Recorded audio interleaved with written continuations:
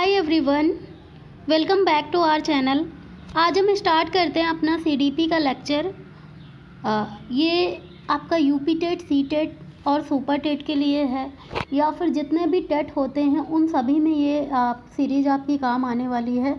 इसमें हम पियाजे, वाइगॉस्की, ठीक है, इनसे रिलेटेड जितने भी क्वेश्चन बनते हैं उन सभी को हम लोग एक साथ करेंगे। इस लेक्चर को करने का आपको ये फ़ायदा है, देखिए पियाजे से रिलेटेड आपके क्वेश्चन प्रीवियस ईयर में बहुत सारे पूछे गए हैं और ये ऐसा टॉपिक है जो थोड़ा कंफ्यूजिंग है, क्योंकि कभी कभी मतलब एक ही थ्योरी से आपके बहुत सारे क्वेश्चन बन जाते हैं, तो आप हमेशा कंफ्यूज होकर आप क्वेश्चन गलत कर देते हैं। तो उन्हीं सारे क्वेश्चन को मैंने एक जगह ले लिया है और इसमें मैं आपका जो पियाजे की थ्योरी है उसको भी एक्सप्लेन कर दूंगी, जिससे आपका आने वाले भविष्य में जो भी आपके एग्ज़ाम लगे हुए हैं, चाहे वो यूपी टेट हो, सी टेट हो, सुपर टेट हो, किसी भी एग्ज़ाम में आपके क्वेश्चन ना गलत हो, क्योंकि ये लेक्चर आपके लिए हर एग्ज़ाम में आपको हेल्प करेगा, डायरेक्टली या इनडायरेक्टली आपको हेल्प तो करेगा ही करेगा, है ना। मान लीजिए आपको पियाजे से रिलेटेड एग्ज़ाम में सवाल पूछ लिया गया कि पियाजे ने कौन सा सिद्धांत दिया था, ठीक है, इतना पूछ लिया। या फिर किसी एग्जामिनर ने ऐसा पूछ लिया पियाजे ने कितनी अवस्थाएं दी थी, ठीक है। या फिर दूसरे एग्ज़ाम में आपसे ये पूछ लिया गया पियाजे की कौन सी अवस्था में बच्चा क्या करता है, मतलब बच्चा कैसे सोचता है, बच्चे की थिंकिंग कैसी होती है, लॉजिकल होती है या फिर अब सारी थिंकिंग होती है, ठीक है। या फिर बच्चा क्रम से चीज़ों को लगाना कैसे सीखता है, ठीक है, कौन सी अवस्था में सीखता है, ठीक है। या फिर पियाजे ने जो अवस्थाएं दी थी उनका स्टेज का टाइम पीरियड बताओ। ऐसे बहुत सारे क्वेश्चन हमारे बनते हैं, ठीक है। तो क्वेश्चन नंबर 1 से हम स्टार्ट करते हैं। बच्चे दुनिया के बारे में अपनी समझ का सृजन करते हैं, इसका श्रेय दिया जाता है। देखो, बच्चे जो होते हैं, नन्हे नन्हे से बच्चे होते हैं, उनके बारे में पियाजे ने कहा है कि जो बच्चे होते हैं ना, ये छोटे छोटे वैज्ञानिक होते हैं और ये अपनी समझ से जो है भविष्य की संकल्पना करते हैं, मतलब भविष्य का दुनिया का निर्माण करते हैं, संकल्पना करते हैं।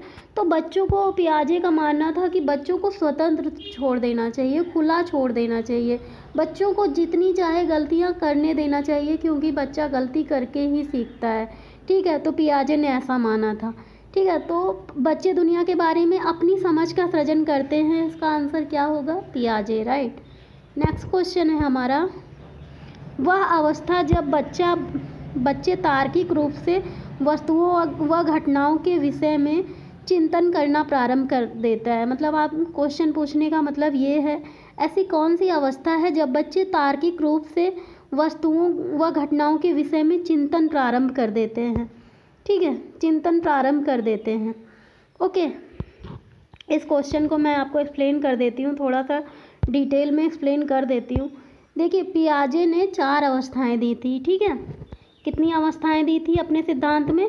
4 अवस्थाएं। कौन कौन सी थी? पूर्व संक्रियात्मक अवस्था या प्राक संक्रियात्मक अवस्था, ठीक है। पूर्व संक्रिया, देखो पहली अवस्था तो इनकी पहली अवस्था से ही हम लोग देख लेते हैं, संवेगात्मक अवस्था, ठीक है। संज्ञानात्मक विकास की 4 अवस्थाएं दी थी। कौन कौन सी? गामक या पेशी अवस्था। नंबर 1 पे आएगी गामक या पेशी अवस्था, ठीक है, गामक या पेशी अवस्था। इसका टाइम पीरियड होता है बच्चे 0 से 2 वर्ष, ठीक है। कब होता है इसका टाइम पीरियड? 0 या जन्म से 2 वर्ष तक का अवधि होती है इसकी, ठीक है। तो इसमें बच्चा क्या करता है संवेगात्मक अवस्था में? ये देखो लिखी हुई है, ठीक है। इसमें क्या जन्म से 2 वर्ष होता है, लिख देती हूँ, जन्म से 2 वर्ष। इसमें छोटे छोटे बच्चे पता है जनरली क्या करते हैं, आप कोई भी चीज़ दे दो बच्चे निकल जाएंगे। जैसे बच्चों को, अगर बच्चों के पास में सिक्का होगा ना, सिक्का आपने देखा होगा ना, तो छोटे बच्चों से जन्म से 2 वर्ष तक के बच्चों से सिक्के वगैरह बहुत छिपा के रखने होते हैं। वो क्या कर देते हैं, क्योंकि छोटी छोटी वो चीज़ों को मुंह में डालना सीखते हैं ना, तो कोई भी चीज़ उठाते हैं मुंह में डाल लेते हैं और निगल लेते हैं, है ना। तो बच्चों के लिए काफ़ी प्रॉब्लम हो जाती हैं ये वाली चीज़ें, है ना। तो कोई भी बच्चा चीज़ उठाता है मुंह में डाल लेता है, अंगूठा लेता है मुंह में चूसने लग जाता है, चीज़ों को पकड़ने लगता है, छोड़ने लगता है, गिराने लगता है ना, ये सारी चीज़ें करने लगता है। तो चीज़ों को पकड़ना, अंगूठा चूसना, ये सब कब शुरू करता है? संवेगात्मक गामक अवस्था में, ठीक है। और गामक अवस्था को क्या कहते हैं? पेशी अवस्था भी कहते हैं, ठीक है। तो इसका टाइम पीरियड कितना होता है?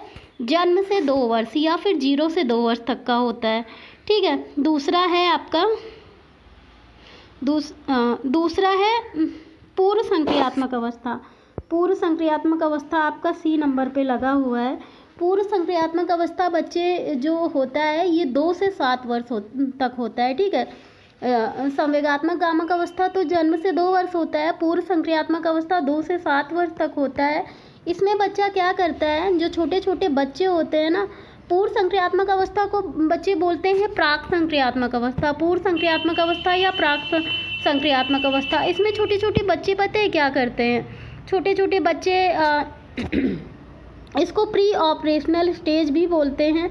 इसमें बच्चों का जो चिंतन होता है ना, बच्चे अपने आप में केंद्रित होते हैं, अपने आप में ही सेंट्रलाइज होते हैं, अपने आप को ही सब कुछ मानते हैं। बच्चे सोचते हैं कि सब कोई हमसे ही प्यार करे, सब कुछ हम ही हैं जो भी हैं, ठीक है। बच्चा जनरली स्वयं से बातें करने की कोशिश करता है। मतलब ये जो स्टेज है ना पूर्व संक्रियात्मक अवस्था, बच्चा खुद से बातें करेगा, ऐसे बोलेगा दादा दादी मम्मी पापा, ऐसे कुछ भी बोलता ही रहेगा, मतलब वो खुद से बात कर रहा है, इट मीन्स, ठीक है। इसमें इस स्टेज में क्या होता है? बच्चों को संरक्षण का अभाव होता है। क्या होता है? सबसे अहम बात है इसकी स्वयं से बातें करना, ठीक है। पूर्व संक्रियात्मक अवस्था में बच्चे स्वयं से बातें करते हैं। प्लीज़ आप लोग एक डायरी और पेन निकाल के बैठा करिए। जैसे मैंने क्या बोला है, संवेगात्मक गामक अवस्था जन्म से 2 वर्ष, लिख लीजिए इसके बारे में जितनी बातें मैंने बोली, ठीक है। पूर्व संक्रियात्मक अवस्था के 2 इंपॉर्टेंट आपके क्वेश्चन बनते हैं कि बच्चे स्वयं से बातें करते हैं, संरक्षण का अभाव होता है। और इसमें पूर्व संक्रियात्मक अवस्था में बच्चे क्या होता है कि बच्चे अपलटावी होते हैं।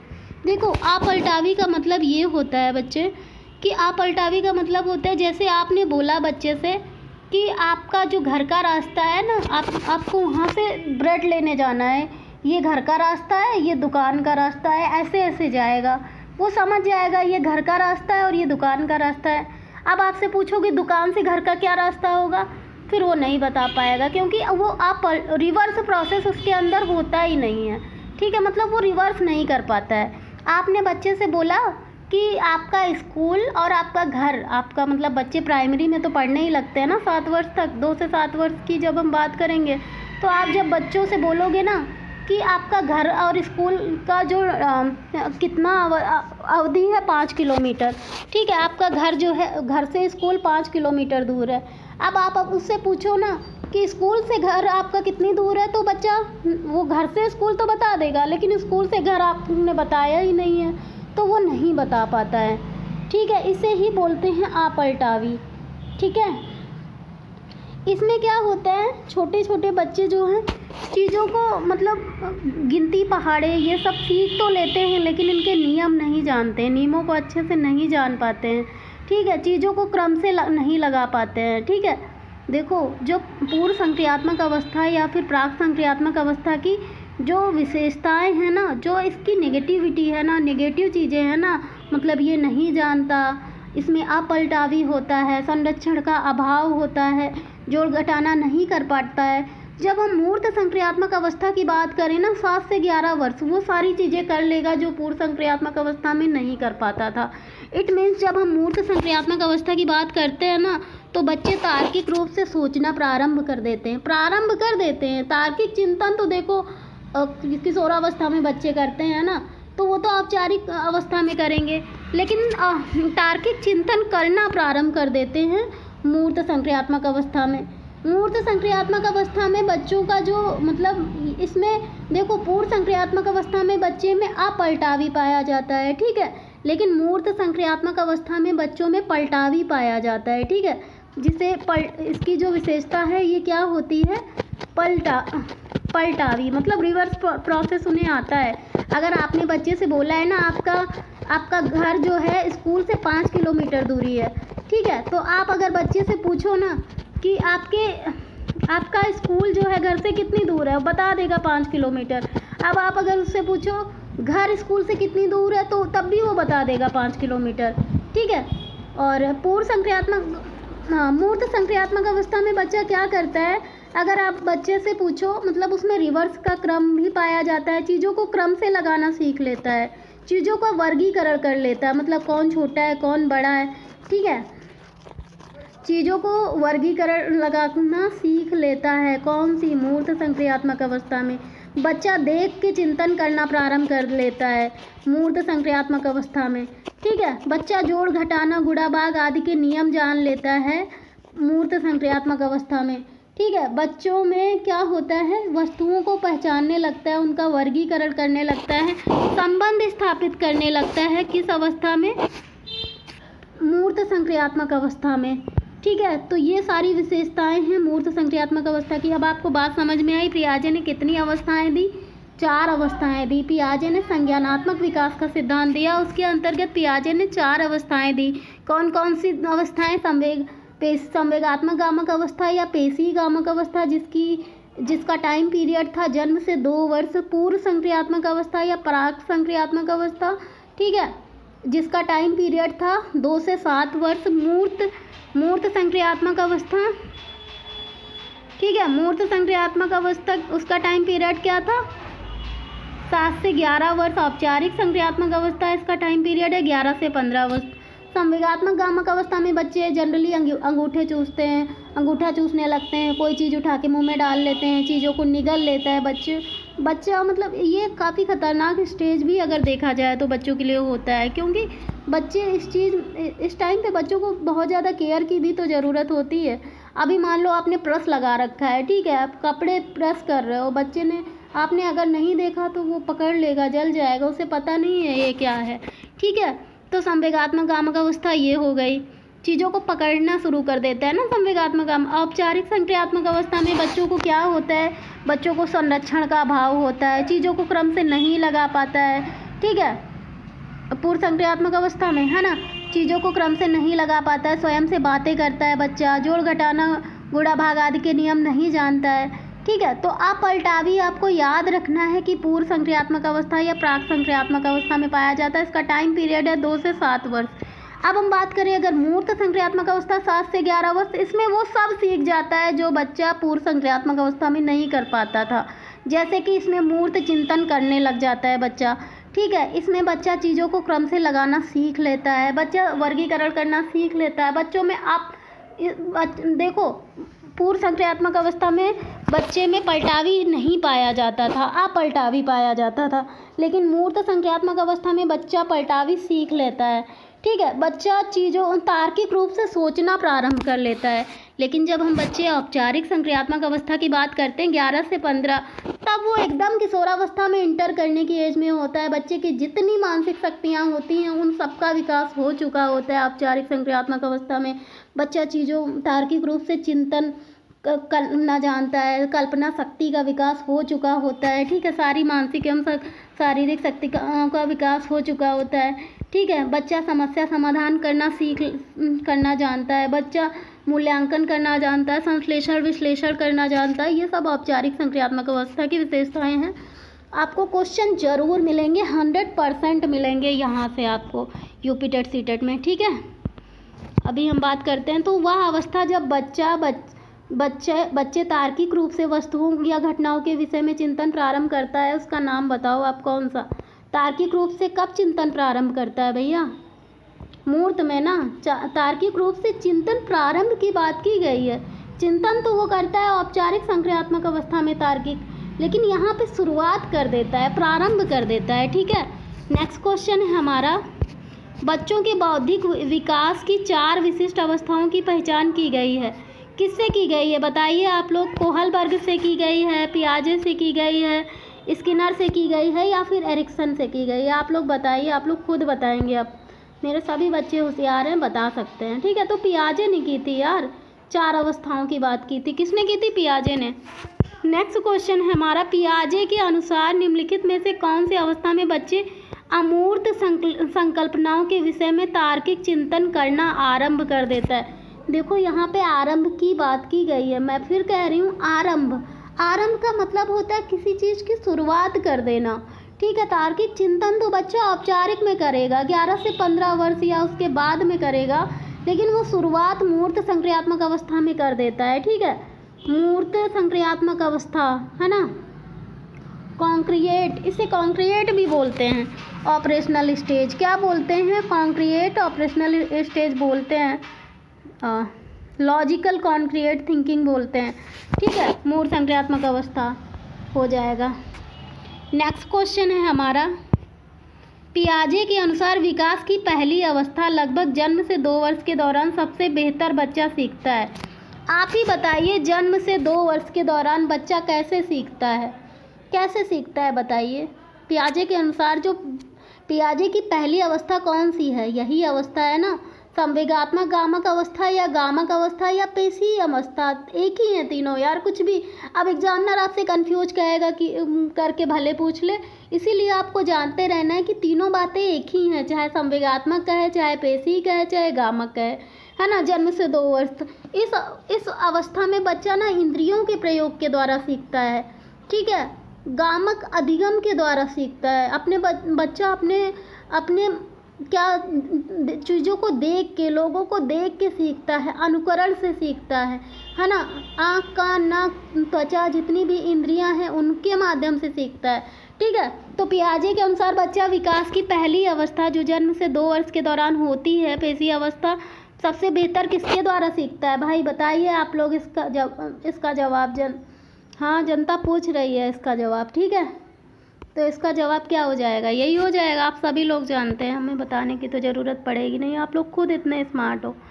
ठीक है, तो हमारा नेक्स्ट क्वेश्चन है, बच्चों के संवेगात्मक विकास को सबसे अच्छे तरीके से कहाँ परिभाषित किया जाता है? बच्चे का जो संवेगात्मक विकास होता है उसको सबसे बेहतर तरीके से कहाँ पे हम लोग परिभाषित कर सकते हैं? यार, बच्चे के संज्ञानात्मक विकास को विद्यालय में या उसकी कक्षा में ही सबसे अच्छी तरीके से परिभाषित किया जा सकता है। ठीक है, तो इसका ऑप्शन हो जाएगा 2। ऐसा क्वेश्चन आ जाए तो आँख बंद करके लगा देना, आँख खोल के ही लगाना, क्योंकि ऐसा ना हो आता हो फिर आपको गोला भरने में प्रॉब्लम हो जाए, आप गलत भर के आओ, है ना। तो ऐसी गलती मत करना, आँखें खोल के ही लगाना। ठीक है, मैं कह रही हूँ मतलब ज़्यादा सोचना विचारना मत, ऐसे ही, है ना। बालकों की सोच अमूर्तता से मूर्त अनुभवों एवं प्रत्ययों से होती है, या कौन सी अवस्था है? अमूर्तता से मूर्त की ओर। देखो, अमूर्तता की बात करेंगे ना तो अमूर्त अवस्था बच्चे की औपचारिक संक्रियात्मक अवस्था की बात कर रहा है, लेकिन जब वो कह रहा है मूर्त अनुभवों एवं प्रत्ययों से होती, मूर्त का मतलब क्या? बच्चा देख करके सोचता है। ठीक है, तो ये कौन सी अवस्था है? बच्चे की मूर्त संक्रियात्मक अवस्था, जिसका टाइम पीरियड है 7 से 11 या 12 वर्ष। भाई 11 भी आ सकता है, 12 भी आ सकता है। ठीक है, तो दोनों आप याद कर लेना, 11-12 ऐसे ही याद कर लेना, है ना। फ्रायड पियाजे एवं अन्य मनोवैज्ञानिक ने व्यक्तित्व विकास की विभिन्न अवस्थाओं के संदर्भ में व्याख्या की है, परंतु पियाजे ने क्या किया है? विभिन्न अवस्थाओं को समझाने के लिए देखो, फ्रायड और पियाजे एवं अन्य मनोवैज्ञानिक ने फ्रायड ने क्या किया था? व्यक्तित्व विकास का सिद्धांत दिया था। ठीक है, और पियाजे ने और भी मनोवैज्ञानिक ने व्यक्तित्व विकास की विभिन्न अवस्थाओं का सिद्धांत दिया था। ठीक है, कि व्यक्तित्व ऐसा होता है, व्यक्तित्व वैसा होता है, लेकिन पियाजे ने क्या किया कि ये जो व्यक्तित्व विकास की विभिन्न अवस्थाएं होती हैं, बच्चे के विकास की विभिन्न अवस्थाएं होती हैं, उनकी व्याख्या की थी। ठीक है, विभिन्न अवस्थाओं को समझाने के लिए संज्ञानात्मक बदलाव के बारे में कहा था, क्योंकि क्या किया था? पियाजे ने संज्ञानात्मक विकास का सिद्धांत दिया था, है ना। तो ये बच्चों की स्टेज के बारे में ही बताता है ना, है ना। तो यही हो जाएगा। नेक्स्ट है हमारा क्वेश्चन, पियाजे के अनुसार मूर्त संक्रियात्मक का स्तर किस अवधि में घटित होता है? भैया 7 से 11 वर्ष। अब देखो, इसमें 11 आ गया, कहीं पे 12 आता है, तो जो मूर्त संक्रियात्मक अवस्था होती है, मूर्त, अच्छा एक क्वेश्चन मैं आपसे पूछती हूँ, पियाजे की जो मूर्त संक्रियात्मक अवस्था है ये कौन सी अवस्था है? कौन से नंबर की अवस्था है? जरा बताइए, कोई बता सकता है? पियाजे की मूर्त संक्रियात्मक अवस्था जो है कौन से नंबर की अवस्था है? कौन से नंबर की बताइए? क्रम से अगर हम लगाएं तो कौन से नंबर की आएगी? हाँ, तीसरे नंबर की। भाई देखो, जन्म से 2 वर्ष तक संवेगात्मक गामक अवस्था हो जाएगा। ठीक है, 2 से 7 वर्ष पूर्व संक्रियात्मक अवस्था या प्राक संक्रियात्मक अवस्था, फिर 7 से 11 वर्ष मूर्त संक्रियात्मक अवस्था और 11 से 15 वर्ष औपचारिक संक्रियात्मक अवस्था, है ना। तो मूर्त संक्रियात्मक अवस्था क्या हो गया, 7 से 11 वर्ष। नेक्स्ट क्वेश्चन है हमारा, किस मनोवैज्ञानिक के अनुसार सीखने का मतलब ज्ञान का निर्माण करना है। ऐसा कौन से मनोवैज्ञानिक ने बोला है कि लर्निंग का मतलब होता है ज्ञान का निर्माण करना, ठीक है। तो ऐसा पियाजे ने ही बोला था। जो बच्चे हैं ना वो लर्निंग के माध्यम से क्या करते हैं, उनकी लर्निंग का मतलब है वो अपने ज्ञान का निर्माण करते हैं, क्योंकि बच्चों को नन्हा वैज्ञानिक माना था पियाजे ने। पियाजे का मानना है कि बच्चे छोटे छोटे वैज्ञानिक होते हैं, है ना। उनको खुला छोड़ दो, डिस्टर्ब मत करो, वो अपने ज्ञान का निर्माण खुद कर लेंगे। कैसे कर लेंगे, बच्चे जितनी गलतियां करते हैं करने दो, क्योंकि वो गलतियों से ही सीखते हैं, धक्का खा के ही सीखते हैं, ठीक है। वो अपनी गलतियों के द्वारा अपने ही ज्ञान का निर्माण कर रहे हैं, ठीक है। तो ऐसा किसने बोला था, पियाजे ने बोला था, ठीक है। नेक्स्ट क्वेश्चन है हमारा, एक बच्ची को उसके पिता चहलकदमी करा रहे थे, ठीक है। एक बच्ची को उसके पिता चहलकदमी करा रहे थे, ठीक है, मतलब घुमा रहे होंगे, ठीक है। बच्ची जानती थी कि चिड़िया जैसी चीज़ें होती हैं, परंतु उसने कभी भी पतंग नहीं देखा था। पतंग को देखकर कहा देखो चिड़िया को तो देखो। उसके पिता ने कहा यह एक पतंग है। यह उदाहरण दिखता है सम्मिलन का। यह उदाहरण किसका है, देखो एक बच्ची जो है वो चिड़िया को जानती है, ठीक है, चिड़िया को जानती है लेकिन पतंग को नहीं जानती थी, ठीक है। तो उसने क्या किया कि पतंग को उड़ते हुए देखा। क्या किया, उसने पतंग को उड़ते हुए देखा, लेकिन उसे नहीं पता था कि मतलब उसने चिड़िया को चिड़िया को उड़ते हुए देखा। वो जानती थी कि ये चिड़िया है, लेकिन जब वो घूमने गई अपने फादर के साथ, पतंग उड़ रही थी, तो उसे लगा क्या, उसने चिड़िया को ही उड़ते हुए देखा था जब तो पतंग जब उड़ रही थी ना, तो उसने क्या किया, बोला ये देखो चिड़िया उड़ रही है। फिर उसके फादर ने बोला कि ये पतंग है, तो उसने क्या किया, मतलब यह उदाहरण दिखता है सम्मिलन का। वैसे तो ये उदाहरण क्या है, सम्मिलन का उदाहरण है, क्योंकि उसने चिड़िया को क्या समझ लिया, पतंग को क्या समझ लिया था, चिड़िया समझ लिया था, ठीक है। अब जब उसके फादर जो हैं क्या बताया उन्होंने बताया कि चिड़िया नहीं पतंग है, ठीक है। तब उस बच्ची को समझ में आया कि हाँ जो चिड़िया जैसी कोई चीज़ उड़ती है ना, मतलब वो पतंग है, क्योंकि फिर उसने पतंग में और चिड़िया में क्या किया, डिफरेंस सीख लिया। पतंग के देखो चिड़िया के पंख होते हैं यार, और पतंग के पंख नहीं होते हैं, ठीक है। तो उसने क्या, पहली बात तो इसका आंसर किसके हिसाब से हो रहा है, उसने चिड़िया और पतंग को एक ही समझा, ठीक है। तो इसका आंसर इसके हिसाब से सम्मिलन हो जाएगा, ठीक है। लेकिन अब जब उसके पिता ने चिड़िया को बताया कि चिड़िया बेटा अलग होती है, पतंग अलग होता है, ठीक है।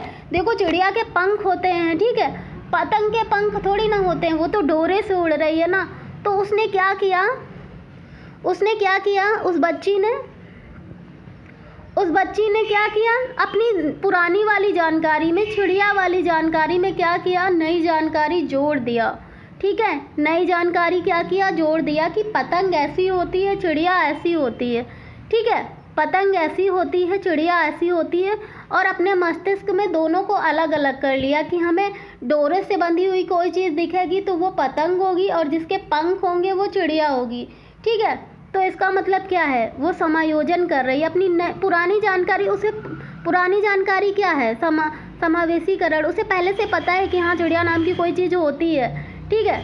लेकिन जब वो सही करेगी ना, मतलब पतंग और चिड़िया को अलग अलग करेगी ना, तो ऐसी चीज़ों को हम समायोजन बोलते हैं। जब वो डिफरेंस क्रिएट करना सीखती है, ठीक है, तो उसको हम समायोजन कहते हैं, ठीक है। तो इसका आंसर तो सम्मिलन ही होगा, लेकिन समायोजन कहाँ पे होगा मैंने ये आपको बता दिया, ठीक है। तो इस क्वेश्चन के अकॉर्डिंग इसका आंसर सम्मिलन ही होगा, ठीक है। आप थोड़ा सा कॉन्सेप्ट समझने की कोशिश किया करिए। नेक्स्ट क्वेश्चन है हमारा, निम्न सिद्धांतों में से कौन सा बच्चे के बौद्धिक विकास के 4 चरणों, संवेगात्मक गामक अवस्था, पूर्व संक्रियात्मक अवस्था, औपचारिक संक्रियात्मक अवस्था, है ना, की बात करता है। 4 तो लिखे नहीं, 4 लिखे या 3 लिखे, चलो ठीक है 4 ही होते हैं पियाजे के, लेकिन इन्होंने 3 ही लिखे हैं शायद, ठीक है। तो भाई 4 चरणों में किसके विकास, संज्ञानात्मक विकास को बांटा गया है, पियाजे के संज्ञानात्मक विकास को बांटा गया। मेरे सारे बच्चों के आंसर सही ही होंगे, ये मुझे अच्छे से पता है।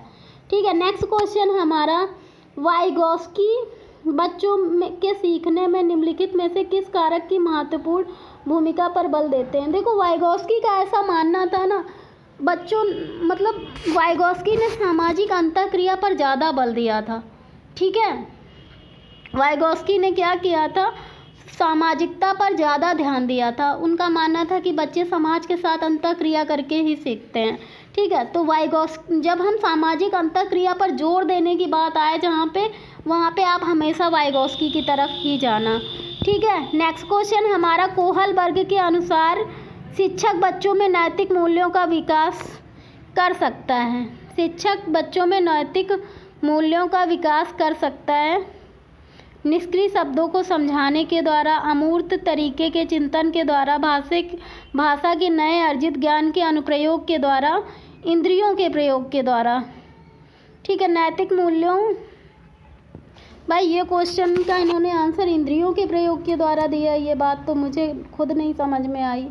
ठीक है, तो इस क्वेश्चन को अभी हम छोड़ देते हैं, क्योंकि मैं गलत तो आपको नहीं बता सकती हूँ जब तक मैं एक्सप्लेनेशन ना दूँ, है ना। तो इस क्वेश्चन को अभी हम नहीं बात करेंगे, इसको 1 मिनट रुक जाइए, इसको मैं डिटेल में लेके आऊँगी। ठीक है, नेक्स्ट क्वेश्चन है हमारा, पियाजे के संज्ञानात्मक विकास के चरणों के अनुसार इंद्रियगामक संवेदी प्रेरक अवस्था किसके साथ संबंधित है। इंद्रियगामक अवस्था, देखो जब भी हम बात करते हैं बच्चे इंद्रियगामक अवस्था की, है ना, तो जब संवेगात्मक गामक अवस्था को इंद्रियगामक गामक अवस्था बोलते हैं। ठीक है, और संवेगात्मक गामक अवस्था में या इंद्रियगामक अवस्था में बच्चे क्या करते हैं, अनुकरण के द्वारा सीखते हैं, देख देख करके सीखते हैं बच्चे। ठीक है, तो इंद्रियगामक अवस्था किसके साथ संबंधित है, अनुकरण से संबंधित है, स्मृति और मानसिक निरूपण से संबंधित है। ठीक है, तो बी हो जाएगा, है ना। देखो, हर क्वेश्चन के पीछे एक तर्क होता है। ठीक है, जब तक वो तर्क आपका सही साबित ना हो जाए तब तक उसका क्वेश्चन का आंसर आप कैसे सही मान लो, बताओ। अगर मैं आपको कुछ भी टिक करा दूं तो आप मान लोगे, मैं आपको तर्क दे रही हूँ, चीज़ों का वैज्ञानिकता से प्रूफ कर रही हूँ। ठीक है, जो क्वेश्चन मुझे गलत लगता है उसको मैं देखती हूँ, आखिर ये गलत है तो क्यों गलत है, इसका क्या सही एक्सप्लेनेशन होना चाहिए। मेरा मतलब पढ़ाने का ये नहीं है कि आपको कुछ भी पढ़ा दिया जाए, है ना। कुछ भी पढ़ा देना होता ना तो फिर डेली आपकी 10-10 क्लासेज आती, लेकिन यहाँ पे एक प्रैक्टिकली जो होता है ना, साइकोलॉजिकल थिंकिंग जो होती है, ठीक है, वैज्ञानिकों के कथन होते हैं, उनकी थ्योरीज होती हैं, हर क्वेश्चन पे कितना सही बैठ रही हैं, उसके बाद आपका आयोग आपके आंसर को क्या मान रहा है, उसके बाद आपकी क्लासेस कराई जाती है। ये नहीं कि हम मुँह उठा के कुछ भी बोल दें आके यहाँ पे, ऐसा नहीं है। ठीक है, इस तरीके से हमें नहीं पढ़ना है। ठीक है, हमें पढ़ना है कि आपकी तैयारी भी सार्थक रूप से चल रही हो, सिर्फ टाइम पास करने के लिए नहीं पढ़ना है। ठीक है, जो भी पढ़ना है सटीक पढ़ना है, सही से पढ़ना है। और एक उसका अगर इसका आंसर ये है तो क्यों है, और ये है क्यों है, ठीक है, ये है तो क्यों है, फिर इसका वैज्ञानिक ने इसके बारे में क्या कहा, फिर इसका आयोग मानता है या नहीं मानता, ऐसे आप अपने उसको प्रूफ कर रहे हो तो आप पढ़ रहे हो। ये नहीं कि ठीक है किसी किताब में कुछ दिया तो मान लिया, किसी में कुछ भी दिया है तो पढ़ लिया, ऐसे नहीं। ऐसे तो हर प्रीवियस ईयर में मुझे तो 10-10 गलतियाँ दिख ही जाती हैं। ठीक है, फिर हम आयोग की आंसर की पे जाते हैं, चेक करते हैं कि वो क्या मान रहा है, तब जाके होती है बात। ठीक है, तो हम नेक्स्ट क्वेश्चन देखते हैं। ये तो हो ही गया ना। पियाजे के अधिगम के संज्ञानात्मक सिद्धांत के अनुसार वह प्रक्रिया जिसके द्वारा संज्ञानात्मक संरचना को संशोधित किया जाता है। संज्ञानात्मक संरचना को क्या किया जाता है, संशोधित किया जाता है। ठीक है, संशोधित का मतलब अभी मैंने बच्चे बताया। ठीक है, संशोधित का मतलब क्या होता है, आपकी पुरानी जानकारी में नई, आपको जो भी पुरानी जानकारी है अगर वो जानकारी गलत निकल गई तो उसमें समायोजन करना या फिर संशोधन करना। संशोधन का मतलब होता है समायोजन, और संशोधन एक ही होता है। ठीक है, तो आपको कुछ पता है, ठीक है, जैसे कि 4 पैरों वाला जो जानवर होता है वो कुत्ता होता है, आपको इतनी बात पता है, लेकिन आपने बिल्ली को देखा, ठीक है, कोई बच्चा बिल्ली को देखता है वो बोल देता है कुत्ता, ठीक है, लेकिन वो गलत होता है ना। बिल्ली अलग है, कुत्ता अलग है। फिर वो बच्चा सोचता है यार बिल्ली के भी 4 पैर हैं, कुत्ते के भी 4 पैर हैं, ठीक है। फिर वो बच्चा सोचता है आखिर क्या गलत है। फिर उसके फादर या मदर कोई बताता है देखो बिल्ली म्याऊं म्याऊं करती है और क्या होता है कुत्ता भौं भौं करता है। तो आवाज़ से डिफ्रेंशिएट करता है बच्चा, ठीक है। आवाज़ से डिफ्रेंशिएट करने के बाद वो सही कर लेता है कि बिल्ली अलग है, कुत्ता अलग है। पहले वो क्या जानता था कि 4 पैरों वाला हर जानवर जिसके 4 पैर होते हैं उसे जानवर कहा जाता है और वो कुत्ता होता है, ठीक है। इतनी बात उसे पता थी। लेकिन जब उसकी माँ ने बताया कि हर एक 4 पैरों वालों को आप कुत्ता नहीं कह सकते हो, वो बिल्ली है क्योंकि वो म्याऊं म्याऊं कर रही है, तो बाद में उसने क्या किया, अपनी पहले वाली जानकारी में दूसरी नई वाली जानकारी जोड़ करके सही कर लिया कि ये कुत्ता नहीं है, ये बिल्ली है। अपनी गलती काट के सही कर दिया। इसे ही हम क्या कहेंगे, समावेशन या संशोधन कहेंगे, ठीक है। समावेशन संशोधन कहेंगे, ठीक है।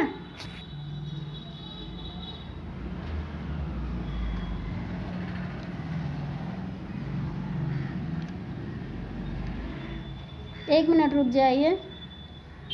इसे ही समावेशन या फिर क्या कहेंगे, समावेशन या समावेशीकरण कहेंगे।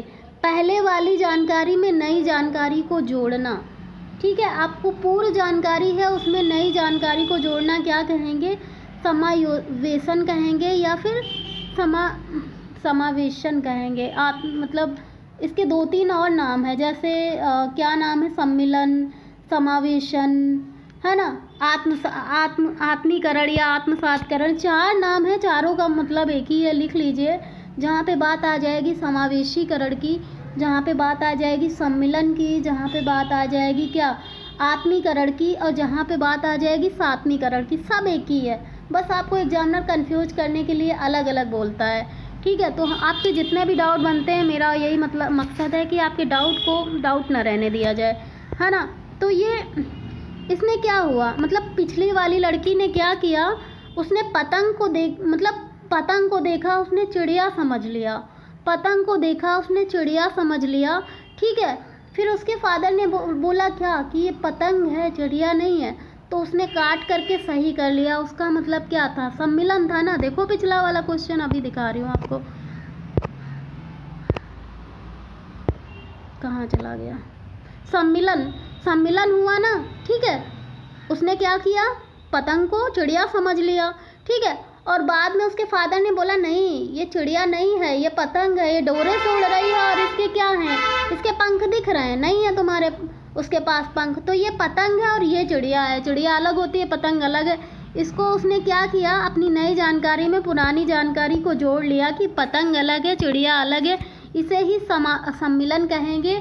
और आपको जानकर अचंभा होगा कि इसे ही समावेशीकरण कहते हैं, इसे ही आत्मसातकरण कहते हैं और इसे ही सात्मीकरण कहते हैं। एग्जामिनर क्या कहता है, अलग अलग, सात्मीकरण अलग लिख देता है ना। तो इसमें भी सम्मिलन या सात्मीकरण ही होगा, आत्मसातकरण या सम्मिलन।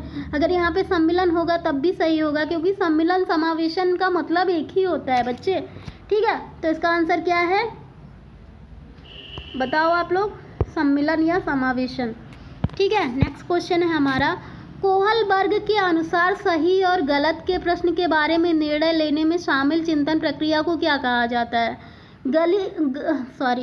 गलत और सही के बारे में जब हम निर्णय लेते हैं, क्या गलत है क्या सही है। आपको पैसों से भरा बैग मिल जाता है रास्ते में, ठीक है। मान लो आपको पैसों से भरा बैग मिल जाता है, ठीक है। तो आप क्या करते हो, चलो उठा लेते हैं, मुझे पैसों की बहुत ज़रूरत है, इतने पैसे तो मेरे बहुत काम के आए होंगे। लेकिन एक दूसरा दिल क्या कहता है, नहीं, ये हमारी नैतिकता ऐसा अलाउ नहीं करती हैं। पैसे से भरा बैग अगर हमें मिला है तो हो सकता है किसी और का बैग खो गया हो, हम पता करते हैं और उसके जगह पे पहुंचाते हैं। तो ये हमारा विवेक होता है, हमारी नैतिकता होती है कि हम उस टाइम पर कैसा रिएक्ट करते हैं। तो ये हमारी नैतिक तर्कणा शक्ति होती है, ठीक है। ये पर्सन टू पर्सन वैरी करेगी, हर व्यक्ति का विवेक इसमें डिसाइड करता है कि आप कैसी इच्छा शक्ति है, आपका कैसा डिसीजन मेकिंग है, ठीक है। ऐसी परिस्थितियों में आप कैसे निर्णय लेते हो, बैग उठा के रख लोगे या उस व्यक्ति तक पहुंचाओगे, तो ये आपकी नैतिकता है, ठीक है। यहीं पर आपकी नैतिकता डिसाइड होती है कि आप में से कौन है जो पहुंचाने जाएगा, ज़रा कमेंट करके बताना, ज़रा आपकी नैतिक तर्कणा देखूं कितना है। ठीक है, तो कोहलबर्ग के अनुसार सही और गलत के बारे में निर्णय लेने को क्या कहा जाता है, चिंतन प्रक्रिया को क्या कहा जाता है, नैतिक तर्कणा कहा जाता है। ठीक है, नेक्स्ट क्वेश्चन है, पियाजे के अनुसार संज्ञानात्मक विकास के किस चरण में बच्चा वस्तु को स्थायित्व प्रदर्शित करता है, वस्तु स्थायित्व प्रदर्शित करता है। ठीक है, संवेगात्मक चरण में क्या करता है बच्चा, संवेगात्मक चरण में वस्तु स्थायित्व करना सीख लेता है। ठीक है, संवेगात्मक गामक अवस्था में क्या करता है बच्चा, वस्तु स्थायित्व को प्रदर्शित करना सीख लेता है। ओके, ठीक है भाई, वस्तु स्थायित्व को सीख लेता है। ओके, चलो मान लेते हैं। नेक्स्ट है हमारा क्वेश्चन, बहुत बड़ा क्वेश्चन है, वाइगोस्की के सिद्धांत का निहितार्थ है। वाइगोस्की का जो सिद्धांत है उसमें क्या निहितार्थ है, सहयोगात्मक समस्या समाधान। वाइगोस्की का जो सिद्धांत है उसमें क्या निहितार्थ होता है, उसका निहितार्थ क्या निकलता है कि सहयोगात्मक समस्या समाधान। ओके, सहयोग के द्वारा समस्या का समाधान किया जा सकता है, यही इसका मतलब निकलता है। ठीक है, सीखने के सिद्धांतों के संदर्भ में स्कैफोल्डिंग की ओर संकेत करता है। स्कैफोल्डिंग का मतलब क्या, सीखने में वयस्कों द्वारा अस्थायी सहयोग। ठीक है, कोई भी बच्चा जो है लर्निंग करने की प्रोसेस में है, कुछ भी सीख रहा है, अगर आप उसे अस्थायी रूप से थोड़ी देर के लिए अगर आप उसको मदद कर देते हैं, उसके बड़े मदद कर देते हैं। ठीक है, मान लो बच्चा कोई प्रोजेक्ट बना रहा है, नहीं बना पा रहा है, पूरा उसने बना लिया है और कुछ प्रॉब्लम आ रही है बीच में, आप उसकी थोड़ी देर के लिए मदद कर देते हो, बाद में उसकी जिम्मेदारी खुद देते हो कि तुम ही अपना काम करो, और थोड़ी देर के लिए आपने उसका काम कर दिया, थोड़ी हेल्प कर दी, अस्थायी सहयोग कर दिया। देखो, स्थायी सहयोग की बात करेंगे तो आप पूरा प्रोजेक्ट ही बना के दे रहे हो। ठीक है, लेकिन अस्थायी सहयोग का मतलब क्या, थोड़ी देर के लिए सहायता कर देना। ठीक है, तो इसे ही क्या बोलेंगे, स्कैफोल्डिंग बोलेंगे। ठीक है, नेक्स्ट क्वेश्चन है हमारा, लॉरेंस कोहलबर्ग के द्वारा प्रस्तावित निम्नलिखित चरणों में से प्राथमिक विद्यालय के बच्चे किन चरणों का अनुसरण करते हैं, है ना। तो कोहलबर्ग का जो सिद्धांत है उसके अनुसार बच्चे किन चरणों का, प्राथमिक विद्यालय के बच्चे कौन से चरण का अनुसरण करते हैं। ठीक है, तो कौन सा चरण, आज्ञा पालन, दंड उन्मुखीकरण, वैयक्तिक और नियम। तो प्राथमिक विद्यालय के बच्चे कौन कौन से नियम को फॉलो करते हैं, वो आज्ञा पालन करते हैं, दंड उन्मुखीकरण का पालन करते हैं, वैयक्तिकता और विनिमय का के सिद्धांत को फॉलो करते हैं। ठीक है, तो ये दोनों ही हो जाएंगे, option number A is the right answer. ठीक है, A is the right answer. Next है हमारा, मिश्रित आयु वर्ग वाले विद्यार्थी की कक्षा से व्यवहार रखने वाले शिक्षक के लिए क्या महत्वपूर्ण है। जहाँ पे मिश्रित आयु वाले बच्चे हैं, ऐसी क्लास जहाँ पे अलग अलग एज के बच्चे हैं, अलग अलग आयु के बच्चे हैं, मतलब मिश्रित आयु के बच्चे हैं, कोई 5 साल का है, कोई 12 साल का है, कोई 7 साल का है, कोई 3 साल का है। ठीक है, तो ऐसी कक्षा में शिक्षक के लिए सबसे ज़्यादा क्या जरूरी होता है, सबसे ज़्यादा क्या महत्वपूर्ण होता है, विकासात्मक अवस्थाओं का ज्ञान होना। ठीक है, तो ऐसी कक्षा में शिक्षक को बहुत ज़्यादा ज़रूरी हो जाता है कि उसके पास विकासात्मक अवस्था का ज्ञान हो। ठीक है, अगर उसे यही नहीं पता होगा कि हम 10 साल वाले बच्चे से हमें क्या क्वेश्चन पूछना चाहिए और 3 साल वाले बच्चे से क्या क्वेश्चन पूछना चाहिए, अगर इसी का ज्ञान नहीं है तो वो तो पढ़ा ही नहीं पाएगा, है कि नहीं, पढ़ा पाएगा, नहीं पढ़ा पाएगा। तो उसे पता होना चाहिए कि किस स्टेज में बच्चे को किस स्टेज में बच्चा कैसे लर्निंग करता है, किस स्टेज की क्या विशेषता है। जब टीचर को ऐसा ज्ञान होगा तभी वो बच्चों को अच्छे से लर्निंग करा पाएगा मिश्रित आयु की क्लास में। ठीक है, तो विकासात्मक अवस्थाओं का ज्ञान तो वैसे भी जरूरी होता है टीचर के लिए। नेक्स्ट है हमारा क्वेश्चन, करनैल सिंह कानूनी कार्रवाई तथा खर्चे के बावजूद आयकर नहीं जमा करते हैं। करनाल सिंह नाम के कोई होंगे, कानूनी कार्रवाई तथा खर्चे के बावजूद आयकर को जमा ही नहीं करते हैं। वे सोचते हैं कि एक भ्रष्ट सरकार को समर्थन नहीं दिया जा सकता जो अनावश्यक बांधों के निर्माण पर लाखों रुपए खर्च करती है। वे संभवतः कोहलबर्ग के किस अवस्था पे हैं, है ना। तो एक करनाल सिंह नाम के कोई व्यक्ति होंगे, ठीक है, सपोज, ठीक है, तो उनका मानना है कि मतलब उनके ऊपर कानूनी कार्रवाई होती है, उसके बावजूद भी वो अपना टैक्स नहीं जमा करते हैं, आयकर नहीं जमा करते हैं। उनका सोचना है कि एक भ्रष्ट सरकार को समर्थन नहीं दे सकते हैं, जो कि अनावश्यक, उनको लगता है कि जो बांधों का निर्माण हो रहा है ना, वो अनावश्यक खर्च है। सरकार अनावश्यक रूप से खर्च कर रही है बांध बनाकर। हम कुछ और भी तो बना सकते हैं, शिक्षा पर खर्च कर सकते हैं, स्वास्थ्य पर खर्च कर सकते हैं, या कहीं अन्य खर्च कर सकते हैं। बांध क्यों बनाना है ना? तो उस टाइम की क्या परिस्थिति है वो सरकार देख रही है, वो भी अपने हिसाब से अगर कोई डिसीजन ले रही तो सही है, लेकिन ये अपनी सोच से ज़्यादा ग्रसित है। ठीक है, तो इनका सोचना कोहल वर्ग के सिद्धांत, कौन से सिद्धांत से संबंधित है? तो पश्च परंपरागत। ठीक है, कौन से परंपरागत चिंतन से नैतिक विकास की किस अवस्था से है? पश्च परंपरागत। ओके, एक शिक्षिका अपने शिक्षार्थियों, क्वेश्चन पढ़ो जरा आप लोग। एक शिक्षिका अपने शिक्षार्थियों की इस रूप में मदद करना चाहती है कि वे एक स्थिति की अनेक दृष्टिकोणों की सराहना कर सकें। मतलब एक टीचर ऐसे अपने बच्चों को के दृष्टिकोण की मदद करना चाहती है कि वे एक दृष्टिकोण की सराहना कर सके। एक स्थिति के मतलब एक पहलू के अनेक मतलब निकलते हैं, ऐसे दृष्टिकोणों की सराहना कर सके। वह विभिन्न समूहों में एक स्थिति पर वाद विवाद के अनेक मतलब वह क्या करती है? अवसर उपलब्ध कराती है, वाद विवाद करवाती है। ठीक है, वाइगोस्की के परिप्रेक्ष्य के अनुसार उनके शिक्षार्थी विभिन्न दृष्टिकोणों से करेंगे, अपने तरीके से उस स्थिति में अनेक परिप्रेक्ष्य करेंगे, आत्मसात करेंगे। क्या करेंगे वाइगोस्की के अनुसार? अगर ऐसे कोई टीचर पढ़ाती है ना, वैसे ये बहुत अच्छा तरीका होता है पढ़ाने का, यही अब सारी चिंतन होता है, यही क्रिएटिविटी होती है, यही बच्चों को अवसर देना होता है ना? तो इसमें पूछा गया है कि वाइगोस्की के परिप्रेक्ष्य के अनुसार उसके शिक्षार्थी मतलब उस टीचर के बच्चे विभिन्न दृष्टिकोणों को क्या करेंगे? आत्मसात करेंगे, अपने साथ सजोकर रखेंगे, है ना? समझेंगे, सजोकर रखेंगे, हमेशा के लिए रखेंगे। इसी को आत्मसात करना कहता है ना? मतलब अपने पुराने ज्ञान को नए ज्ञान के अनुसार जोड़ना, किसी चीज़ को जोड़ कर रखना, सजो कर रखना, यही होता है आत्मसातकरण या सम्मिलनकरण। यही इसी को तो कहते हैं। मान लो आपको पहले से ABCD आती है, ठीक है, ABCD आती है, अब हमने आपको सेंटेंस बनाना सिखा दिया, तो आप पहले वाले ज्ञान में नया वाला ज्ञान भी ऐड कर रहे हो ना। पहले से आपको क्या आता था? ABCD आती थी, आज आपने सेंटेंस बनाना सीख लिया, लेकिन पहले आपको कुछ तो ज्ञान था ना, तो आत्मसात तो आप कर रहे हो ना, मतलब पिछले वाले ज्ञान में कुछ नई चीज़ों को ऐड कर रहे हो ना, इसे ही आत्मसातकरण कहते हैं।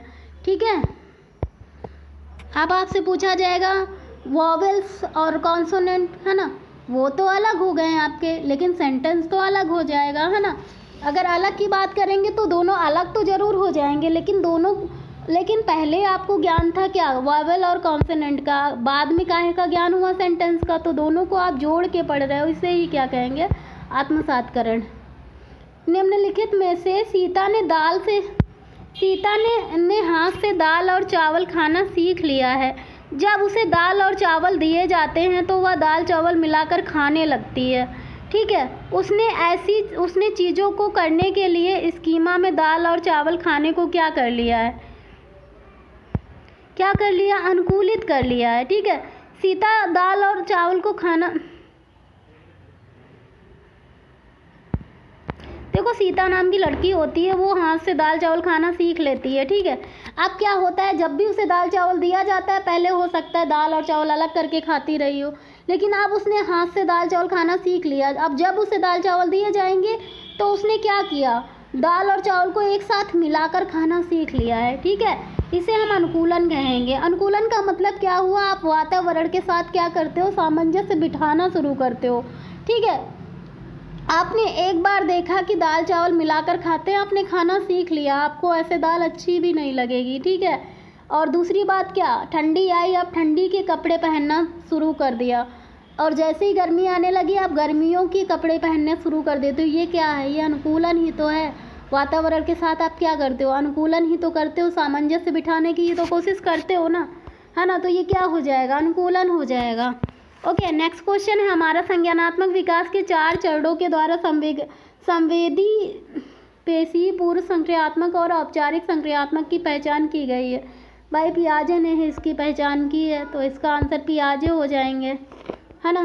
प्याज को आपको याद करने की ज़रूरत नहीं है, प्याजों को प्याज से रिलेट करिए। प्याज महंगा हो रहा है ना, हाँ हो जाएगा थोड़े दिन में सस्ता, ठीक है। थोड़े दिन मत ही खाइए प्याज, हाँ मेरे यहाँ नहीं खाया जाता है ना, मेरे यहाँ नहीं खाया जाता क्योंकि महंगा हो गया है भाई। पियाजे मुख्यतः किस क्षेत्र के लिए जाने जाते हैं भाई? पियाजे ने संज्ञानात्मक विकास का सिद्धांत दिया था, है ना। और संज्ञान का मतलब क्या होता है? ज्ञान। तो जहाँ पे संज्ञान की बात करेंगे वहाँ पे अगर ज्ञान आता है तो वो भी सही हो जाएगा, ठीक है। यूपी टेट में आया हुआ क्वेश्चन है। नेक्स्ट क्वेश्चन है हमारा, पियाजे की कौन सी अवस्था का संबंध अमूर्त एवं तार्किक चिंतन है ना। पियाजे की कौन सी अवस्था में अमूर्त एवं तार्किक चिंतन बच्चा से है, ठीक है। अब देखो, अमूर्त संक्रियात्मक अवस्था, अमूर्त की जगह अगर औपचारिक होता, देखो ना तो संवेगात्मक है, ना तो पूर्व है, ना तो मूर्त है, अमूर्त संक्रियात्मक अवस्था, ठीक है। तो अमूर्त तार्किक चिंतन बच्चा कब करता है? कब करता है बच्चा? अमूर्त संक्रियात्मक अवस्था या औपचारिक संक्रियात्मक अवस्था में। लेकिन अमूर्त चिंतन प्रारंभ की जब बात करेंगे तो वो कौन सा आंसर हो जाएगा? तो वो मूर्त हो जाएगा, ठीक है। क्योंकि बच्चा शुरुआत कब करता है? मूर्त संक्रियात्मक अवस्था में, लेकिन चिंतन कब कर लेता है? मूर्त संक्रियात्मक अवस्था में। अगर आप ही हो, ठीक है भाई, आप क्या बचपन में अपने सारे काम कर लेते थे? बचपन में अपने हाथ खाना भी बना लेते थे, नहा भी लेते थे, सब कर लेते थे? नहीं कर पाते ना।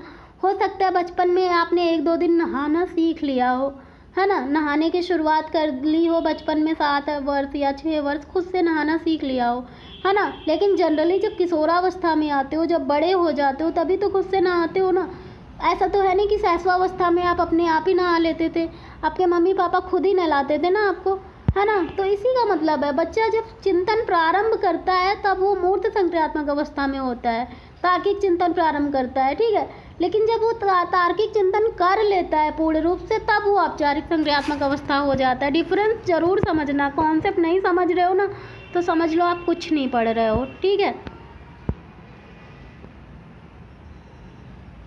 एक शिक्षिका अपनी कक्षा से कहती, मतलब अपने क्लास के बच्चों से कहती है, सभी प्रकार के प्रदत्त कार्यों का निर्माण इस प्रकार किया गया कि प्रत्येक विद्यार्थी अधिक प्रभावशाली ढंग से सीख सके, अतः सभी विद्यार्थी बिना किसी अन्य की सहायता से अपना कार्य पूर्ण करें। यह कोहल वर्ग के नैतिक विकास की कौन सी अवस्था से है, ठीक है। सभी मतलब एक टीचर का मानना है कि हर बच्चा प्रभावशाली ढंग से सीखे और हर बच्चा बिना नकल किए बिना किसी सहायता से अपना काम खुद ही पूरा करे, ठीक है। तो यह कोहल वर्ग के नैतिक सिद्धांत की कौन सी अवस्था है?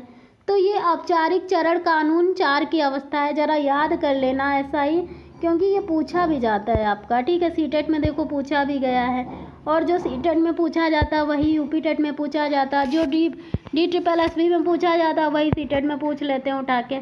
भाषा विकास के संदर्भ में निम्नलिखित में से कौन सा क्षेत्र पियाजे द्वारा कम आंका गया है?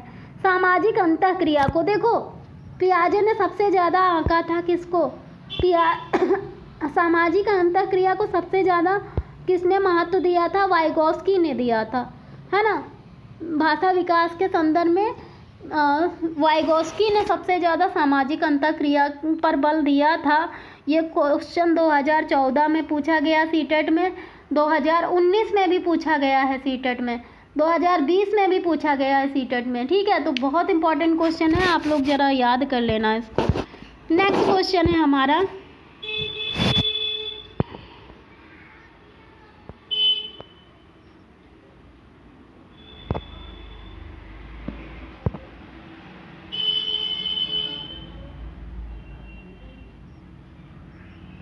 बच्चों के व्यवहार को समझने के लिए विद्यार्थियों के घर के वातावरण का महत्वपूर्ण स्थान है, ठीक है, तथा इससे प्राप्त सूचना को प्रभावशाली शिक्षा शास्त्र के निर्माण से जोड़ा जा सकता है। यह तथ्य अधिगम के किस सिद्धांत से संबंधित है? ठीक है, सामाजिक रचनावादी सिद्धांत से संबंधित है। भाई बच्चों के व्यवहार को समझने के लिए विद्यार्थियों के घर के वातावरण का महत्वपूर्ण स्थान होता है। ठीक है, बच्चों के घर में ही अगर उसको ऐसा वातावरण नहीं मिलता है कि बच्चे लर्निंग प्रभावी तरीके से सीख सकें, ठीक है, तो ये क्या है, यह किस सिद्धांत से संबंधित है? सामाजिक रचनावादी सिद्धांत से संबंधित है। ठीक है, संज्ञानात्मक विकास निम्न में से किसके द्वारा समर्थित होता है? एक समृद्ध और विविधतापूर्ण वातावरण उपलब्ध कराना। भाई संज्ञानात्मक विकास तभी अच्छे से हो सकता है जब बच्चे को एक समृद्ध और विविधतापूर्ण वातावरण उपलब्ध कराया जाए। ओके, नेक्स्ट क्वेश्चन है हमारा, रिया कक्षा पिकनिक तय करने हेतु ऋषभ से सहमत नहीं है। ठीक है, वह सोचती है कि बहुमत को अनुकूल बनाने के लिए नियमों का संशोधन किया जा सकता है। यह सहपाठी विरोध पियाजे के अनुसार कौन सी अवस्था में है? पियाजे के अनुसार यहाँ पे वाइगोस्की के अनुसार होना चाहिए। ठीक है, सहयोग की नैतिकता और यहाँ पे पियाजे की जगह कोहलबर्ग हो तो ज़्यादा अच्छा है। ठीक है, ये क्वेश्चन तो सही है, पूरा सही है, लेकिन यहाँ पे इन्होंने पियाजे को लाके मुझे कंफ्यूज कर दिया है थोड़ा सा। ठीक है, पूरा क्वेश्चन सही है, ठीक है, लेकिन यहाँ पे ये इतना हटा दो। रिया पिकनिक तय करने हेतु ऋषभ से सहमत नहीं होती है। ठीक है, वह सोचती है कि बहुमत को अनुकूल बनाने के नियमों का संशोधन किया जा सकता है। ठीक है, यह किससे संबंधित है? इतना ही क्वेश्चन है, ये फालतू में चीज़ें ऐड की गई हैं। ठीक है, तो ये किससे संबंधित है? सहयोग की नैतिकता से संबंधित है। ओके, नेक्स्ट क्वेश्चन है हमारा, 1 वर्ष तक के शिशु जब आँख, कान, नाक व हाथों से सोचना प्रारंभ, आँख, कान, नाक, त्वचा, हाथों, इन सब से सोचना जो है ये क्या है? इंद्रिय गामक अवस्था ना, संवेगात्मक गामक अवस्था। जब बच्चा क्या करता है? इंद्रियों के प्रयोग के द्वारा सीखता है। ठीक है, अनुकरण के द्वारा सीखता है, इसे ही इंद्रिय गामक अवस्था कहते हैं, अनुकरण अवस्था कहते हैं। वाइगोस्की के सिद्धांत में विकास के निम्नलिखित में से कौन से पहलुओं की उपेक्षा की गई है? जैविक। ठीक है, जैविक पहलुओं की उपेक्षा की गई है। और जहाँ तक मुझे याद है कि जैविकता की बात की गई है, पियाजे ने जैविकता की बात की थी। ठीक है, तो जहाँ पे जैविकता की बात की जाएंगे, ठीक है, वहाँ पे पियाजे को ले आएंगे। वाइगोस्की ने इसकी उपेक्षा की है। एक बार हम थोड़ा सा डिटेल में डिस्कशन ले आते हैं पियाजे पे, वाइगोस्की में, और वो कौन से एक लोग और बचे, चॉम्स्की है ना, इन पे थोड़ा सा कन्फ्यूजन है आप लोगों को। इसमें डिटेल में बात होनी चाहिए ना, कमेंट करके बताइए आप लोग। यह तथ्य कि बच्चों को सांस्कृतिक रूप से प्रासंगिक ज्ञान की आवश्यकता होती है किससे संबंधित है? वाइगोस्की से संबंधित है। ठीक है, तो वाइगोस्की के अनुसार क्या है? बच्चों को सांस्कृतिक रूप से प्रासंगिक ज्ञान की आवश्यकता होती है। ठीक है, अब भाई बहुत ज़्यादा देख लेती हूँ 1-2 क्वेश्चन और, क्योंकि अब बहुत टायर्ड लग रहा है मुझे भी। आप एक शिक्षक शिक्षिका के रूप में रैगिंग और धमकाने के सख्त विरोधी हैं। विरोध करते हैं आप रैगिंग का, तथा इस संदर्भ में विद्यालय में पोस्टर लगवाते हैं तथा समिति बनवाते हैं। आपसे जुड़ने वाले किशोर जो इस बात के दृढ़ विश्वासी हैं किस स्तर पर होंगे? उत्तर पारंपरिक।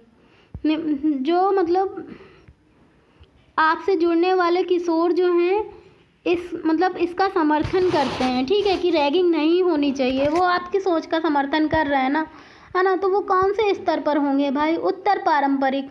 पूर्व पारंपरिक का क्या, जैसा चल रहा है वैसा चलता आया जाए। जैसे एक औरत पर्दा करती है ना, मुंह ढकती है, तो सबको ढकना चाहिए, वो क्या है? पूर्व पारंपरिक स्तर है। जैसा सब कर रहे हैं वैसा हम भी करें, लेकिन हम समाज से अगर कुछ अलग करें, आउट ऑफ द बॉक्स करें, ठीक है, आप सारी चिंतन की बात करें ना, तो वो उत्तर पारंपरिक हो जाएगा, परंपरा से अलग, है ना। अभी तक यही परंपरा थी ना कि लड़कियां जॉब नहीं कर सकती, लड़कियां पढ़ाई नहीं कर सकती। अभी तक क्या, प्राचीन मतलब पहले क्या है, लड़कियों की शिक्षा इसीलिए तो नहीं हो पाती थी, है ना, लड़कियां इसीलिए तो अभी तक पीछे थी। क्यों? क्योंकि कहीं ना कहीं रूढ़िवादिता भी इसका एक कारण है। ठीक है, रूढ़िवादिता हमारी सोच है ना कि लड़कियों को पढ़ाए, और कुछ और भी कारक हैं, जैसे लड़कियों को जो है क्या माना जाता था, मतलब परिवार का जो कमाने वाला सदस्य है वो लड़कों को ही माना जाता था। ठीक है, तभी अभी तक ऐसा होता आया था कि लड़कियों की शिक्षा इतनी अच्छी नहीं थी पहले, लेकिन अब सब कुछ चीज़ें नॉर्मल हो रही हैं ना, है ना। तो ये आउट ऑफ द बॉक्स की थिंकिंग की बात करेंगे ना, है ना, तो उत्तर पारंपरिक हो जाएगा, परंपरा से हटके, है ना, अपनी अलग सोच रखना, छिपी हुई वस्तुओं को ढूंढ निकालना।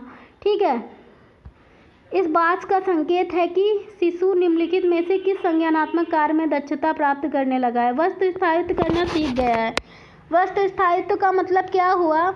आप बच्चे से क्या, छोटा बच्चा था, ठीक है, आपका मोबाइल देखा, आप मोबाइल तोड़ने लगा, फेंकने लगा, आपने सोचा कि हाँ मेरा मोबाइल तो यार ये ख़राब कर देगा, ठीक है, अब मैं क्या करूँ। आपने उससे कहा ये देखो कौवा आया, और आपने मोबाइल छिपा दिया, ठीक है, मोबाइल छिपा दिया आपका मोबाइल। अब वो भूल गया कि मोबाइल कहाँ, वो कौवा में पड़ गया और आपने उसे कौवा बना दिया, है ना। तो ऐसा कर लेते थे।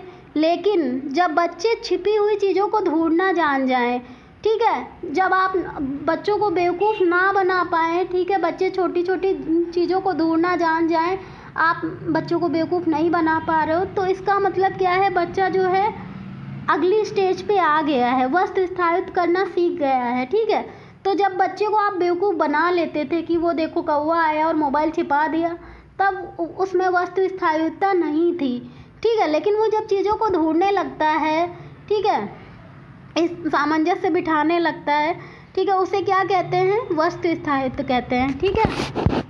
नेक्स्ट है हमारा वाइगोस्की के सामाजिक सांस्कृतिक सिद्धांत के अनुसार संस्कृति और भाषा विकास में महत्वपूर्ण भूमिका निभाती है। ये लाइन याद कर लो, ये लाइन ही याद कर लो आप लोग, ठीक है। तो वाइगोस्की के सामाजिक सांस्कृतिक सिद्धांत के अनुसार क्या है, संस्कृति और भाषा विकास में महत्वपूर्ण भूमिका निभाती है, यही सही है इसका, ठीक है, यही सही है। नेक्स्ट है हमारा क्वेश्चन, प्रचलित योजनाओं में नई जानकारी जोड़ने को क्या कहते हैं।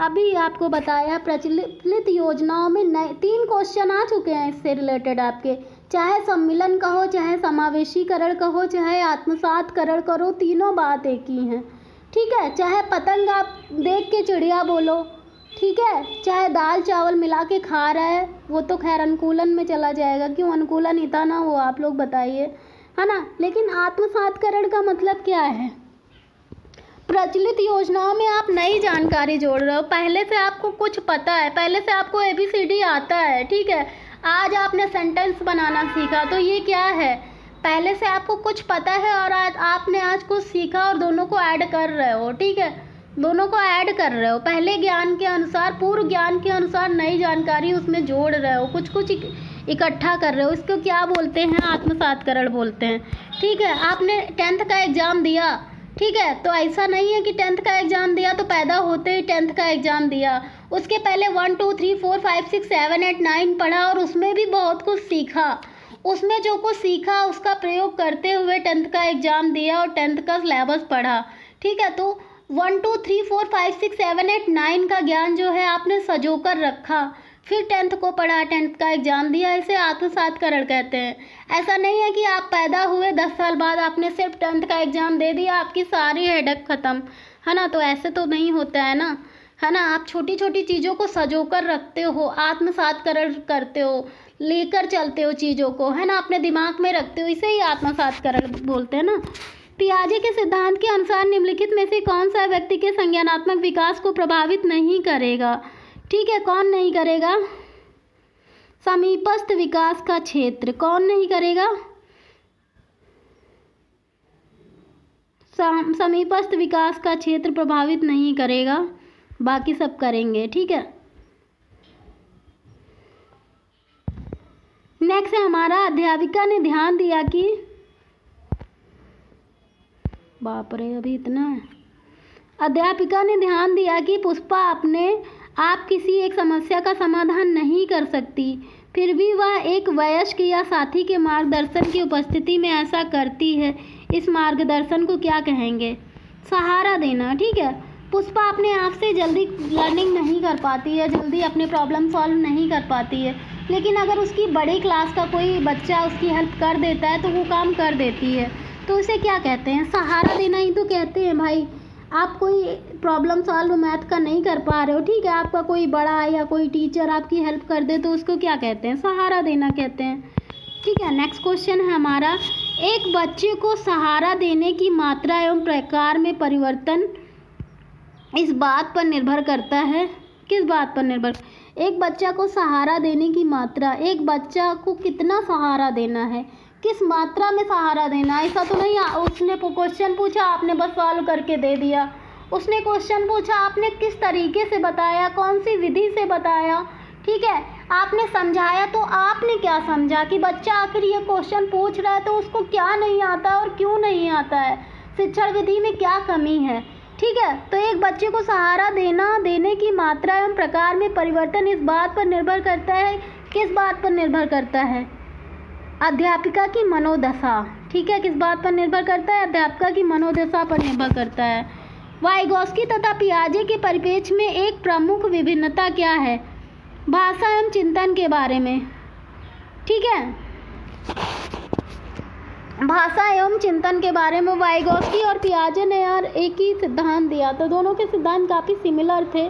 ठीक है, लेकिन वाइगोस्की और पियाजे के सिद्धांत से सिर्फ केवल एक ही बात पे अलग अलग थे, वो क्या था, वाइगोस्की ने क्या किया था, भाषा पर ज़्यादा मतलब वो दिया था, बल दिया था, और पियाजे का मानना था पहले विचार जन्म लेते हैं, और वाइगोस्की का मानना था बच्चा पहले भाषा सीखती है। ऐसा ही कुछ है ना, ज़रा देख लेना, आप लोग भी पढ़ा करो, आप लोग तो पढ़ते ही नहीं हैं, ऐसे कैसे काम चलेगा भाई। शेयर भी कर दो, बहुत देर से बोल रही हूँ मैं, मेरा तो अब सर फट रहा है ना, लेकिन एग्ज़ाम से बढ़ के कुछ नहीं है। ठीक है, तो निम्नलिखित कथनों में से कौन सा वाइगोस्की के द्वारा प्रस्तावित विकास तथा अधिगम के बीच संबंध का सर्वश्रेष्ठ रूप से सार प्रस्तुत करता है। ठीक है, विकास तथा अधिगम के बारे में क्या सार क्या है, देखो विकास और अधिगम ठीक है, लर्निंग भी अपनी जगह पे होती रहती है, डेवलपमेंट भी चलता रहता है, लेकिन कभी कभी ऐसा होता है कि विकास की प्रक्रिया अधिगम की प्रक्रिया से पीछे रह जाती है। इसका मतलब क्या निकल रहा है, इसका मतलब क्या है, अधिगम आगे निकल जाता है, लर्निंग आगे निकल जाती है। बच्चे को अगर हर दिन नया कुछ सिखाया जाए तो हर बच्चा हर दिन नया सीख सकता है।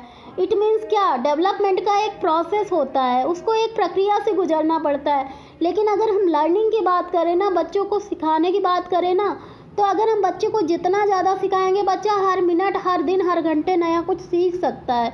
इसीलिए ऐसा कहा गया है कि कभी कभी ऐसा होता है कि विकास की प्रक्रिया अधिगम की प्रक्रिया से पीछे रह जाती है। राइट, हाँ बहुत ज़्यादा हो गया। नेक्स्ट है हमारा क्वेश्चन, कोहलबर्ग के विकास की सिद्धांत की एक आलोचना क्या है। अच्छा, कोहलबर्ग ने जो अपना सिद्धांत दिया था ना, डिटेल में वैसे कोहलबर्ग को इतना पढ़ने की ज़रूरत नहीं है, क्वेश्चन से ही हो जाएगा काम, क्योंकि कोहलबर्ग के कुछ ही एक दो क्वेश्चन हैं जो पूछे जाते हैं एग्जाम में। वाइगोस्की पियाजे, ये लोग पियाजे तो बहुत पूछे जाते हैं, उनके क्वेश्चन बनते भी हैं, यही हाल वाइगोस्की का है। चोमस्की से भी 4-5 कुछ क्वेश्चन है कलेक्टेड हैं, वही पूछे जाते हैं, सिलेक्टेड क्वेश्चन नहीं पूछे जाते हैं। कोहलबर्ग से वही भी, लेकिन वाइगोस्की पियाजे को डीप में पढ़ना ज़रूरी है।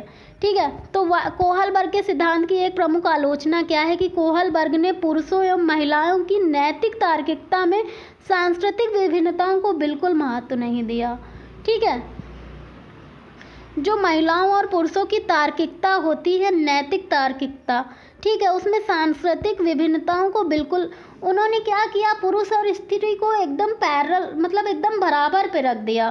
ठीक है, लेकिन उन्होंने ये नहीं बताया कि सांस्कृतिक विभिन्नता क्या है, अपनी नैतिक तार्किकता में सांस्कृतिक विभिन्नता नहीं बताया। और जबकि सांस्कृतिक विभिन्नता मैटर करती है भाई, एक औरत जो है हमेशा मुंह मूंद के घर में रहती है, ठीक है, पर्दा ढक के घर में रहती है, अपने मुंह पे पर्दा करके अभी तक घर में रहती थी, उसने कभी समाज में देखा नहीं, समाज के साथ अंतःक्रिया नहीं करी, तो वो पुरुष के साथ कैसे कंधे में कंधा मिला के चल सकती है, बताओ, है ना। तो इन्होंने अपना सिद्धांत जो दिया ना, उसमें पुरुष और मतलब महिलाओं और पुरुषों की नैतिक तार्किकता में क्या किया, सांस्कृतिक विभिन्नता को बिल्कुल भी महत्व नहीं दिया। ठीक है, नेक्स्ट क्वेश्चन है हमारा भाई, अब हम बंद करते हैं। ठीक है, ये वाला क्वेश्चन कर लेते हैं, उसके बाद फिर मैं बाद में देखती हूँ अगर पार्ट 2 मैं आज बना पाऊँ। पियाजे अनुमोदन करते हैं कि पूर्व संक्रियात्मक बच्चे याद रखने में असमर्थ होते हैं। पियाजे का ऐसा मानना है कि पूर्व संक्रियात्मक अवस्था में बच्चे याद नहीं कर पाते हैं। सही बात है, अभी आपको पूर्व संक्रियात्मक अवस्थाएं बताई हैं मैंने। ठीक है, तो पियाजे का ऐसा मानना है कि बच्चे पूर्व संक्रियात्मक अवस्था में क्या करते हैं, अच्छे से लर्निंग नहीं कर पाते, याद नहीं कर पाते हैं। क्यों नहीं कर पाते हैं, क्यों असमर्थ होते हैं, क्योंकि उसमें विचारों की अनुत्क्रमणीयता रहती है। विचार क्या होते हैं, अनुत्क्रमणीय रहते हैं। अनुत्क्रमण का मतलब क्या, अपलटावी होते हैं, विचार वापस नहीं आ पाते हैं। ठीक है, विचारों की अनुक्रमणिकता रहती है। ठीक है, तो सही बात है। ठीक है, यही ऑप्शन हो जाएगा 4th वाला। आज यहीं पे बंद करते हैं क्लास को। ठीक है, तो अभी तो हमें हिंदी भी कराना है, देखती हूँ अभी, क्योंकि बहुत ज़्यादा क्लास हो गई है आज की। इतना अच्छे से कर लीजिए। ठीक है, और अभी कितने क्वेश्चन हैं देख लूँ ज़रा। 100 क्वेश्चन लगभग हैं। ठीक है, 50 ही हो पाए। हाँ, तो अभी पार्ट 2 इसका बनाने की कोशिश करती हूँ, थोड़ा रेस्ट करके। उसके बाद हिंदी का भी मुझे बनाना है, समास का पार्ट 2 अच्छे से कर लीजिए। और मैं कोशिश करूँगी पियाजे वाइगोस्की को एग्ज़ाम के पहले एक डिटेल लेक्चर ले लिया जाए, जिससे आपको चीज़ें एकदम शीशे की तरह क्रिस्टल क्लियर हो जाएं। ठीक है, तो ऐसा मैं करने की पूरी कोशिश करूँगी। आपको 2-3 चीज़ें बहुत अच्छे से करानी है, जैसे आपको एक लेक्चर लेके आना ईवीएस का, 8 घंटे का सोच रही हूँ एक लेक्चर लेके आऊँ ईवीएस में, बच्चों को जो प्रॉब्लम है वो सॉल्व कर सकूँ। अभी समास देना है मुझे, संधि देना है, वर्णमाला देना है, इसमें तो मुझे मेरा मेन फोकस रहेगा। ठीक है, इसमें पियाजे वाइगोस्की को अच्छे से कराना है। फिर जितने भी अधिगम संबंधित विकार, ये डिस्लेक्सिया वगैरह, इस पे बात करनी है अच्छे से, है ना। तो ये चीज़ें मैं अच्छे से करा दूँ तो सीडीपी में आप 27-28 ला सकते हो। ठीक है, तो आज के लिए इतना ही रखते हैं। Thank you so much, keep watching, और थोड़ा सा शेयर कर दिया करिए। Okay, thank you so much. आप सभी लोगों का बहुत बहुत धन्यवाद।